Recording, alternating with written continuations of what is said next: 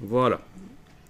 Alors, techniquement, une image peut aussi se présenter différemment. Je vais aller voir sur les pages suivantes. Vous avez les pages 34 à 35. Au fait, comment est-ce qu'on fait pour faire en sorte qu'un document démarre pas à la page 1? Eh bien, le plus simple, c'est dans la palette de pages d'aller double-cliquer sur le triangle qui est là, au-dessus de la première page, pour faire apparaître les options numérotation et de section. Évitez d'aller chercher ça quand vous êtes débutant. Il vaut mieux éviter d'aller chercher cette fonction dans le menu de la palette de pages. Elle existe là-bas aussi, mais vous risquez de créer une nouvelle section au lieu de modifier la section existante, si vous faites ça. Donc, double-cliquez plutôt sur le triangle sur la page, au-dessus de la page 25. Et c'est là qu'en fait on décide à quel numéro ça commence. Vous voulez qu'on change? On peut changer, c'est très souple. Je peux indiquer que mon article ou mon chapitre va arriver dans le document à la page 29 finalement. Voilà, 29, ok. Résultat, les numérotations de pages se sont accordées en fonction. Attention, on commence le document par une page de droite dans ce cas-ci. S'il me prend l'envie d'indiquer un numéro pair, ça va tout foutre en l'air. Parce que ma page de droite va aller à gauche, la gauche suivante va aller à droite d'elle, etc. Ça va tout décaler. Essayez, vous pouvez.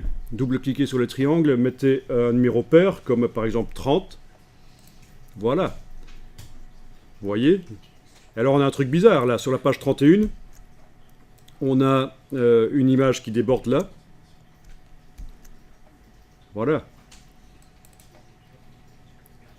On a les éléments qui clairement ne sont pas centrés comme ils devraient par rapport aux marges. C'est certainement pas comme ça que je les avais placés, etc. Bon. Donc je vais retourner là sur le triangle et je vais remettre un numéro de page impair, puisque ça commence par une page de droite mon document. Parfois, on a des documents qui commencent par des pages de gauche. Quand c'est une partie d'une publication, on vous dit, tiens, ton article, ce sera de la page 30 à la page 40. Ok, mais à ce moment-là, il faut qu'il ait été commencé en étant comme ça. Ok, je vais remettre 21. Voilà. C'est redevenu une page de droite, parce que bon, dans les publications, les pages de droite sont toujours des pages à numéro impair.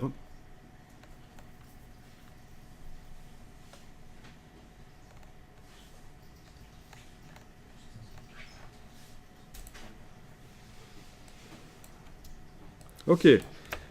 Alors, vous avez appris à naviguer en avant, en arrière avec Alt, roulette. Vous avez appris à passer d'une page à l'autre avec la roulette, tout simplement. Également en double-cliquant sur les pages dans la palette de pages.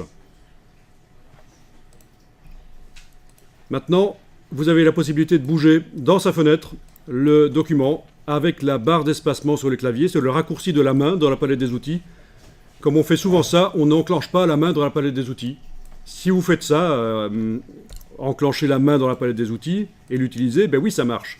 Sauf que ça prend du temps, et aux yeux des autres utilisateurs InDesign, vous allez vous faire passer pour quelqu'un qui ne connaît pas bien le logiciel, au point de ne pas savoir que la base de la base, c'est de garder l'outil qui est actuellement activé, par exemple la flèche noire, et d'appeler l'outil main en enfonçant la barre d'espacement sur le clavier pour bouger. Ce sera la même chose dans Illustrator et Photoshop d'ailleurs.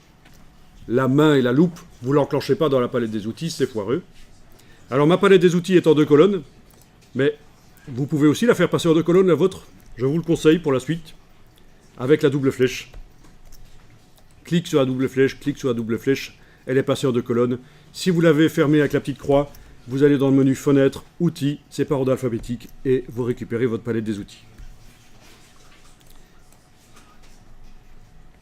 Et en bas, vous retrouvez les 2 icônes qui correspondent à la touche W qu'on a utilisée tout à l'heure, le mode aperçu et le mode normal, avec la structure des éléments qui apparaît.